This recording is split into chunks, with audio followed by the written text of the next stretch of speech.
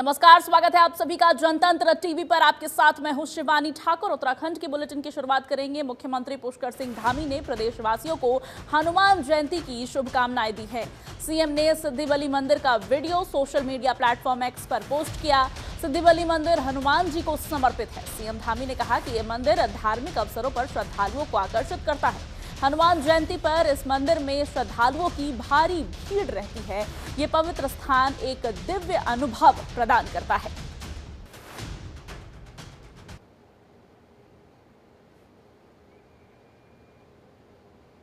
देश भर में आज हनुमान जयंती की धूम है और मुख्यमंत्री पुष्कर सिंह धामी ने भी प्रदेशवासियों को इस दिन की शुभकामनाएं दी हैं। साथ ही सिद्धिबली मंदिर की एक वीडियो उन्होंने सोशल मीडिया प्लेटफॉर्म एक्स पर साझा करते हुए कहा है कि इस मंदिर की विशेषताएं हैं।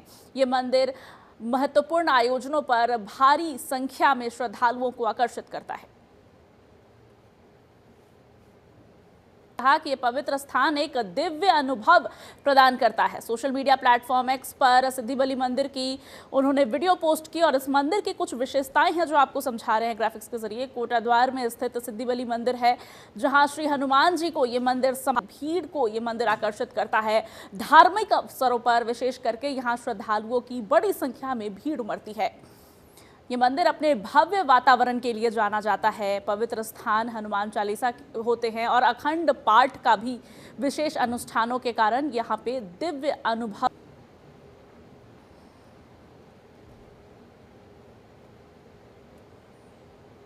कोटद्वार में स्थित सिद्धिबली मंदिर की तमाम विशेषताएं आपको बता रहे हैं। श्री हनुमान जी को ये मंदिर समर्पित है।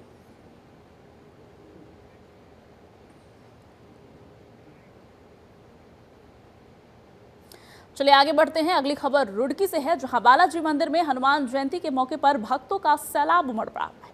लंबी लाइनों में भक्त बालाजी दर्शन के लिए अपनी बारी का इंतजार कर रहे हैं। माना जाता है कि जिस जगह पर यह मंदिर बना है वो जगह बालाजी महाराज ने खुद अपने एक भक्त को सपने में दिखाई थी। मुख्य पुजारी सुनील शास्त्री ने बताया कि 1979 में बालाजी महाराज का झंडा और फिर 1982 में मंदिर की स्थापना की गई। मंदिर को लेकर कहा जाता है कि यहाँ भूत प्रेत आकर खुद ही नाचने लगते हैं और बालाजी महाराज पीड़ितों के संकट को दूर कर देते हैं। बालाजी के भक्त अपनी मनोकामनाएं पूरी कराने के लिए बालाजी मंदिर में आकर मत्था टेकते हैं।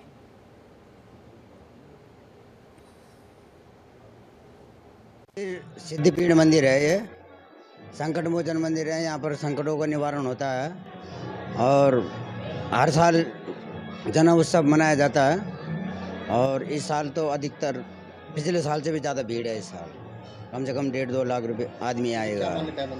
मंदिर की मान्यता ये है कि बालाजी महाराज जो है जिन्होंने मंदिर बनाया उनके सपने में आए थे कि आप तो मेहंदीपुर चले गए हो, पैसे वाले थे, यहाँ पर मेरा धाम बनाओ। फिर उनके सपने में आके उनको बताया थी ये बात कि मेहंदीपुर से मेरी 5 ईंट लेके आओ, अखंड ज्योति लेके आओ, जद लेके आओ। फिर वो लेके आए थे, वहाँ से पैदल लेके आए थे। और 15-16 साल हो गए लगातार मैं जो भी मांगा सब पूरा करा ऊपर वाले ने बाबा ने। सब भी आता हूँ मैं, मंगलवार में भी आता हूँ और वैसे तो जन्मोत्सव पे आते ही हम। हाँ, सभी मनोकामना पूर्ण हुई जितनी भी आज तक मांगी, कोई अधूरी नहीं गई। तो हर रोज आते हैं, हर मंगलवार शनिवार को आते हैं। यहाँ हर धाम में सबके संकट दूर होते हैं और जितने भी श्रद्धालु आए हैं उन सभी के भी संकट दूर हों, यही हमारी अरदास है। यही हमारी 2 साल से कंटिन्यू आते हैं। सब मनोकामना पूरी है। जो बच्चा मांगा था वो भी मिला है। दुख दर्द जो घर के थे, कलेश थे, वो सब हटे मिटे हैं। चलिए आगे बढ़ते हैं। मध्य प्रदेश के पूर्व राज्यपाल लालजी टंडन की आज जयंती है। इस मौके पर सीएम पुष्कर सिंह धामी ने लालजी टंडन को श्रद्धांजलि अर्पित की। सोशल मीडिया प्लेटफॉर्म एक्स पर लालजी टंडन को उन्होंने नमन किया है। सीएम ने एक्स पर लिखा, लालजी टंडन बाबूजी की जयंती पर विनम्र श्रद्धांजलि। संगठन और समाज के उत्थान के लिए उनका योगदान प्रेरणा का स्रोत है। एमपी के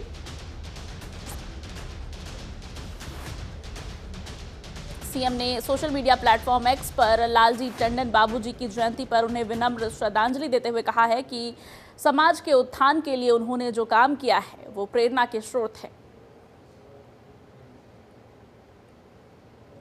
मध्य प्रदेश के पूर्व राज्यपाल लालजी टंडन जी की आज जयंती है।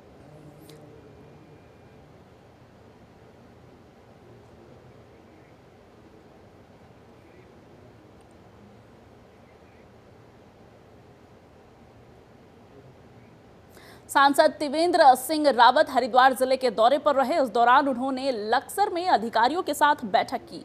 वहीं भगवानपुर के मानोबास गांव पहुंचकर डंपर से कुचलकर युवक की मौत के मामले में पीड़ित परिवार को सांत्वना दी। सांसद त्रिवेंद्र सिंह रावत ने प्रदेश में बढ़ते बिजली दामों को लेकर कहा कि किसानों के सरचार्ज को माफ किया जाना चाहिए, क्योंकि इस वक्त जो किसानों की हालत है उसको देखते हुए राज्य सरकार की ओर से ध्यान दिया जाना चाहिए, क्योंकि ये मुद्दा मेरे कार्यकाल में भी आया था और हमने माफ किया था।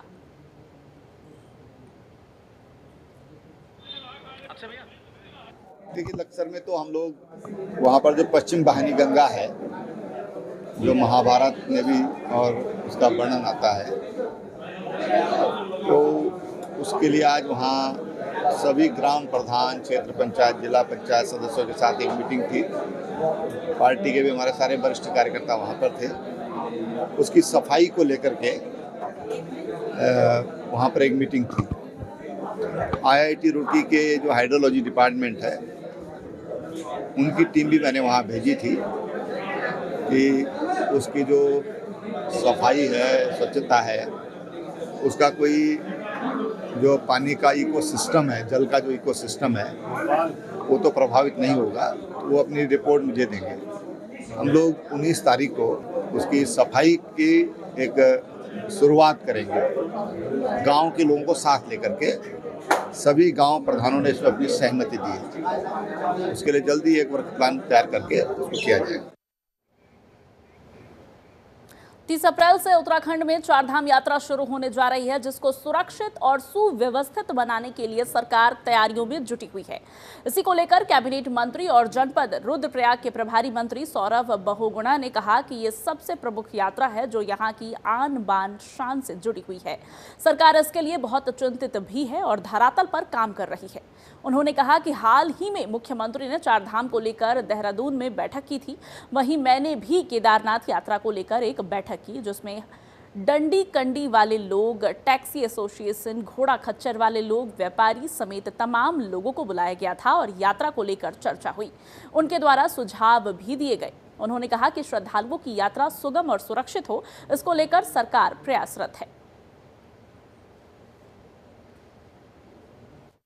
नहीं, देखिए, हम पूर्ण कोशिश है सरकार की कि जो भी श्रद्धालु उत्तराखंड में आ रहा है, विश्व में कहीं से भी आ रहा है, उसको अच्छी सुविधाएं मिलें, सुगम हो उसकी यात्रा। बाबा केदार का उसको, बाबा बद्री विशाल का उसको आशीर्वाद, यमुनोत्री धाम, गंगोत्री धाम का आशीर्वाद।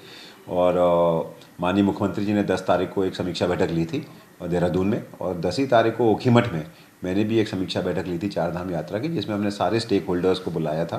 डंडी गंडी वाले थे, हमारे होटल एसोसिएशन वाले थे, हमारे टैक्सी यूनियन वाले थे, SSG की महिलाएं थीं, हमारे वहाँ पे जो युवा लोग थे जो प्रभावित होते हैं यात्रा से, जो रोज़गार से, वो थे। बहुत अच्छे अच्छे सुझाव मिले, हमने कुछ इनकॉर्पोरेट भी किए हैं। मुझे पूर्ण विश्वास है कि सरकार की प्राथमिकता है चारधाम यात्रा। उत्तराखंड की कहीं ना कहीं शान से जुड़ा हुआ चारधाम यात्रा जुड़ती है।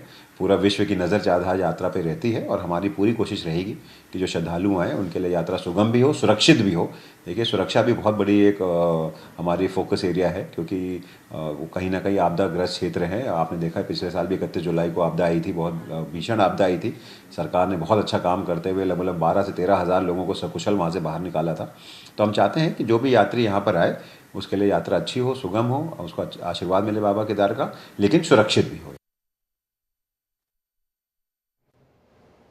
चलिए आगे बढ़ते हैं। बद्रीनाथ और केदारनाथ में ऑनलाइन पूजा के लिए बुकिंग शुरू हो गई है। श्रद्धालुओं के लिए ऑनलाइन सुबह शाम आरती और विशेष पूजा की उपलब्धता कराई गई है। श्रद्धालु 30 जून तक बुकिंग कर सकते हैं। अब तक कई श्रद्धालुओं ने ऑनलाइन रजिस्ट्रेशन के माध्यम से बुकिंग की है। चारधाम यात्रा शुरू होने से पहले श्री गंगोत्री धाम के पूर्व अध्यक्ष हरीश सेमवाल ने यात्रा रजिस्ट्रेशन और सड़क मार्ग जैसी कुछ व्यवस्थाओं को ठीक करने की बात कही है। चारधाम यात्रा को लेकर उत्तराखंड सरकार पूरी तरीके से दुरुस्त व्यवस्था करने में लगी हुई है। लगातार मुख्यमंत्री पुष्कर सिंह धामी भी कई अहम बैठक कर रहे हैं। चारधाम यात्रा में शामिल होने वाले किसी भी भक्तजन को किसी भी तरह की परेशानी न हो, सरकार ये सुनिश्चित कर रही है। चारधाम यात्रा का शेड्यूल, कार्यक्रम किस तरह का होगा, ग्राफिक्स के जरिए आपको बताते हैं। 4 मई को बद्रीनाथ धाम के कपाट खुलेंगे। गंगोत्री यमुनोत्री धाम के कपाट अक्षय तृतीया के दिन खुलेंगे। केदारनाथ के धाम के कपाट 2 मई को खोल दिए जाएंगे। वहीं बद्रीनाथ धाम के कपाट 4 मई को खोले जाएंगे। 4 धाम यात्रा का ये पूरा शेड्यूल है। बद्रीनाथ धाम 8,20,000 श्रद्धालु पिछले साल यहां पर पहुंचे थे। वहीं यमुनोत्री धाम में पिछले साल 4,70,000 श्रद्धालु पहुंचे। बात अगर गंगोत्री धाम की करें तो 4,98,000 श्रद्धालु पिछले बार यहां पहुंचे थे। इस बार उम्मीद की जा रही है कि श्रद्धालुओं की संख्या में बढ़ोतरी होगी और इस सबको देखते हुए सरकार भी पूरी तरीके से तैयारियों को दुरुस्त करने में लगी हुई है। 4 धाम यात्रा के लिए ऑनलाइन रजिस्ट्रेशन की सेवा शुरू कर दी गई है। ऑनलाइन रजिस्ट्रेशन आप कैसे करा सकते हैं, इसकी जानकारी भी आपको दे देते हैं। 4 तरीके से आप 4 धाम यात्रा का पंजीकरण यानी कि रजिस्ट्रेशन करा सकते हैं। ऑनलाइन, ऑफलाइन, मोबाइल ऐप के जरिए और अपने आधार नंबर के जरिए भी आप पंजीकरण यानी कि रजिस्ट्रेशन करा सकते हैं 4 धाम यात्रा के लिए। 4 धाम यात्रा के रजिस्ट्रेशन के लिए ऑनलाइन पोर्टल भी खोल दिए गए हैं। 30 जून तक आप ऑनलाइन माध्यम से बुकिंग कर सकते हैं। और जिन जिलों में पंजीकरण की सुविधा उपलब्ध कराई गई है उन जिलों के नाम आपको बता दें। ऋषिकेश, हरबटपुर, हरिद्वार में पंजीकरण की सुविधा उपलब्ध कराई गई है। हरिद्वार, ऋषिकेश, हरबटपुर ये वो जिले हैं जहां आप 4 धाम यात्रा के लिए पंजीकरण करा सकते हैं।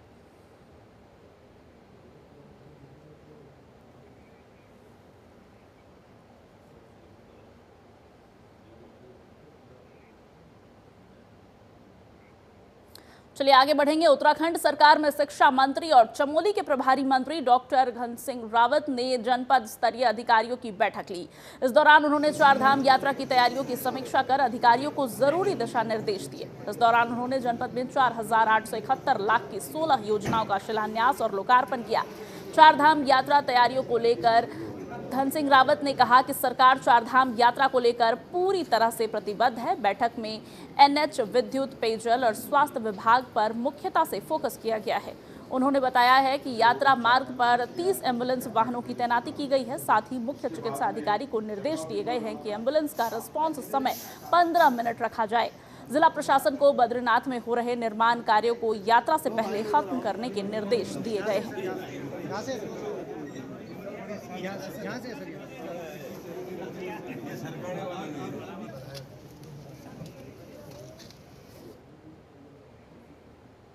उत्तराखंड के टिहरी गढ़वाल जिले के ऋषिकेश बद्रीनाथ राष्ट्रीय राजमार्ग पर देवप्रयाग और कीर्तिनगर के बीच एक दर्दनाक हादसा हुआ, जिसमें एक कार अनियंत्रित होकर अलकनंदा नदी में गिर गई, जिसमें 5 लोग सवार थे। इस हादसे में एक महिला को गंभीर स्थिति में रेस्क्यू किया गया है, वहीं 5 लोगों की मौत हो गई। एसडीआरएफ ने मृतकों की पुष्टि कर दी है। पुलिस की तरफ से भी दी गई जानकारी के अनुसार सभी मृतक एक ही परिवार के सदस्य थे। फिलहाल घटनास्थल पर रेस्क्यू ऑपरेशन जारी है। 2 क्रेन की मदद से कार को खाई से बाहर निकाला जा रहा है। आशंका जताई जा रही है कि कुछ शव कार के नीचे दबे हो सकते हैं। कार के पूरी तरह बाहर आने के बाद सभी शवों को निकाला जाएगा। घटनास्थल पर अफरा तफरी का माहौल है। स्थानीय प्रशासन और राहत की टीम मौके पर मौजूद है।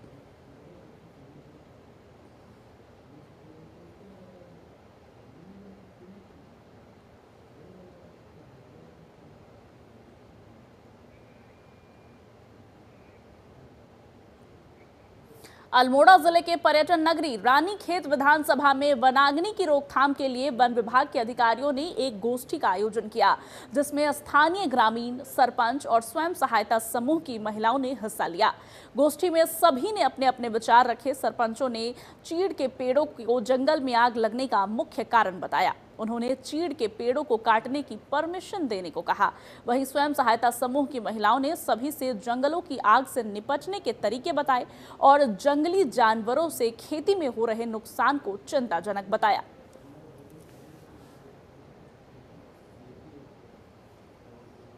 चाहता हूं कि रानीखेत वन क्षेत्र में पिछले 2 महीने से वनाग्नि में जो भी कार्य किए जा रहे हैं, इसका भी चीफ सर द्वारा विजिट किया गया था और उन्होंने काफ़ी सराहना की, लोगों की भी बहुत तारीफ की और जनसहभागिता पे बहुत जोर दिया है।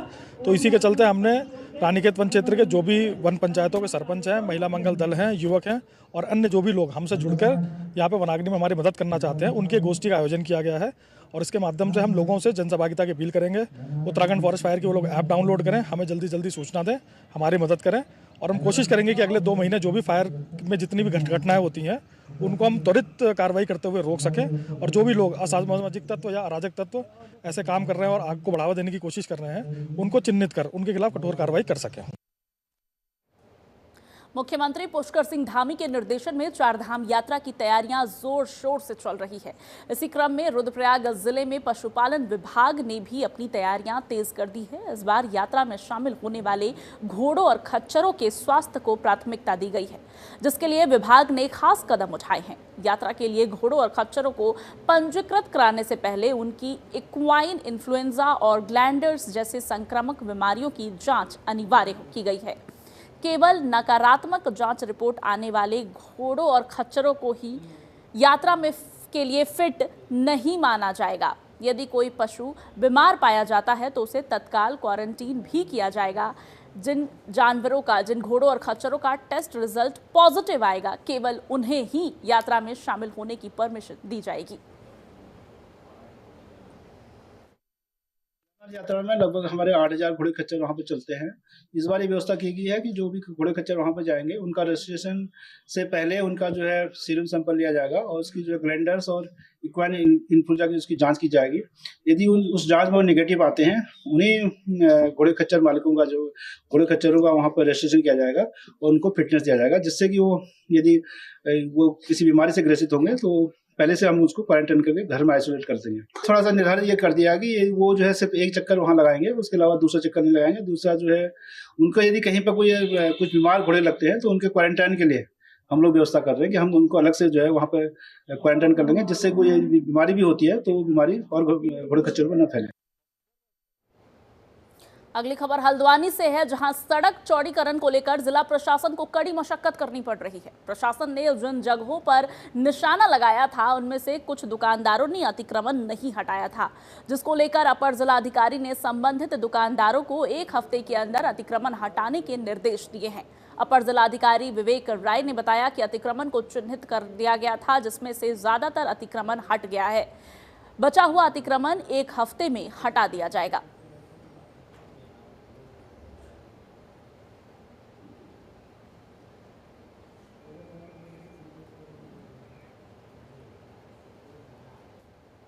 वहीं उत्तरकाशी में Gangotri national park Gaumukh track खोलने में 2 दर्जन मजदूर बर्फबारी हटाने के लिए लगे हुए हैं। पिछली बरसात में बड़ी मात्रा में हिमस्खलन आने से मार्ग क्षतिग्रस्त हो गए थे। कुछ जगहों पर लकड़ी की पुलिया बना दी गई, कहीं पर रास्तों की मरम्मत अभी की जा रही है। जिलाधिकारी डॉक्टर मेहरबान सिंह बिष्ट ने बताया कि यात्रा के दौरान ज्यादा ट्रैकर्स गौमुख ट्रैक पर जाना चाहते हैं, जिसके लिए ट्रैक की सुरक्षा व्यवस्था के लिए गंगोत्री नेशनल हाईवे के साथ संयुक्त टीम भेजी जाएगी। उसके बाद ट्रैक मार्ग खोला जाएगा। पार्क के कपाट हमने 1 अप्रैल 2025 को खोल दिए थे, लेकिन जो गंगोत्री गौमुख ट्रैक मार्ग है वो भारी हिमपात होने के कारण जगह जगह उसमें बड़े बड़े ग्लेशियर्स आए हुए हैं तथा भूस्खलन भी हुआ है, जिस कारण से वह भी अवरुद्ध है। इस मार्ग पे हमने लगभग 15 मजदूरों को काम पर लगाया है और आशा कर रहे हैं कि जल्द से जल्द इस मार्ग को खोल दिया जाए। साथ ही हमें मौसम का भी साथ चाहिए, क्योंकि इस मार्ग पे अगर थोड़ा भी बारिश होती है तो तुरंत उसमें हिमपात होना शुरू हो जाता है। उत्तराखंड में एक बार फिर बारिश ने जमकर कहर बरपाया है। बीते गुरुवार को प्रदेश भर में जमकर बारिश हुई, जिससे एक तरफ गर्मी से लोगों को राहत मिली तो वहीं दूसरी तरफ फसलों को भारी नुकसान हुआ। पहाड़ों में ओलावृष्टि से जगह जगह नुकसान की खबरें सामने आ रही है। कल देर शाम भी रुद्रप्रयाग, उत्तरकाशी, देहरादून, बागेश्वर और चमोली में भारी बारिश हुई। बारिश और ओलावृष्टि से जगह जगह खेतों में पानी भरने से गेहूं, आलू के साथ सेब की फसल को भी भारी नुकसान हुआ है। मौसम विभाग के निदेशक विक्रम सिंह ने 9 से 12 तारीख तक मौसम को लेकर पहले ही पूर्वानुमान जता दिया था। 17 अप्रैल से एक बार फिर मौसम का मिजाज बदल सकता है। तेज हवाओं के साथ ओले पड़ने की संभावनाएं हैं। जनता से आग्रह है कि ऐसे समय में यात्रा ना करें। देहरादून, हरिद्वार और उधम सिंह नगर मैदानी जनपदों में भी इसका प्रभाव देखने को मिलेगा, जिसके चलते ऑरेंज अलर्ट जारी किया गया है। बिल्कुल, देखिए अभी हमने बोला था कि 12 तारीख तक जो है 9 से लेकर 12 तक एक्टिविटी जो है वो प्रदेश में मिलेगी। तो 9 में एक शुरुआत थी, लेकिन वो अच्छी एक्टिविटी मिली उस दिन भी, और 10 में भी हमारे ठीक ठाक एक्टिविटी पूरी मिली है। और ओवरऑल देखें इस सीज़न के लिए 1 मार्च से आगे अगर काउंट करते हैं आज की डेट तक जो है, तो हमारा नॉर्मल एक्टिविटी मतलब जो है रेनफॉल अगर अमाउंट वाइज बात करेंगे तो मिली है। हाँ, ये है कि ठीक है, अभी अप्रैल में तो जैसे स्पेल है शुरू हुई है 3-4 दिन की, काफ़ी लॉन्ग स्पेल है, तो ये अच्छी चीज़ हो गई है। लेकिन साथ में ये भी है कि जो मैदानी क्षेत्रों में कहीं गेहूँ जो है तैयार हो गया है, तो उनके लिए थोड़ा कहीं ना कहीं दिक्कत है। जो कट गई फसल है उसको कहीं एकदम सुरक्षित रखना चाहिए। और जैसे मैंने बोला था ये चीज़ें कि जो है जो एक्टिविटी है वो 12 तक करीब रहेगी जो है, उसके बाद थोड़ा साफ़ होगा 3-4 दिन, फिर 17-18 से फिर से एक बार सिस्टम जो आएगा, फिर एक्टिविटी मिलेगी। तो अभी अगर मैं बात करूं आज और कल के लिए 11 और 12 के लिए, तो इसमें भी जो है जो रेन थंडरस्टॉर्म एक्टिविटी पूरे प्रदेश में ही जो है आज तो बल्कि ज़्यादातर जगहों में वो रहेगी, और कल अनेक जगहों तक में रहेगी। जनपद चमोली के धौलीगंगा घाटी में तेज गर्जन के साथ बारिश हुई। वहीं नगर क्षेत्र में भी रुक रुक कर बारिश हुई। वहीं चिन्नाप बेली सहित फूलों की घाटी, लोकपाल घाटी, एस्टॉप, ओती का डांडा में ताजा बर्फबारी हुई। पर्वतीय क्षेत्रों से लेकर मैदानी इलाकों तक बादल मंडराते नजर आ रहे हैं। बारिश ने जहां तपिश से थोड़ी राहत दी, तो वहीं आफत भी मचा दी है। बारिश और ओलावृष्टि के कारण जहां चमोली जनपद में अचानक बरसाती नाले उफान पर आ गए हैं, वहीं ओलावृष्टि और अंधेड़ धूल भरी हवाओं से भी काश्तकारों को काफी नुकसान हो रहा है।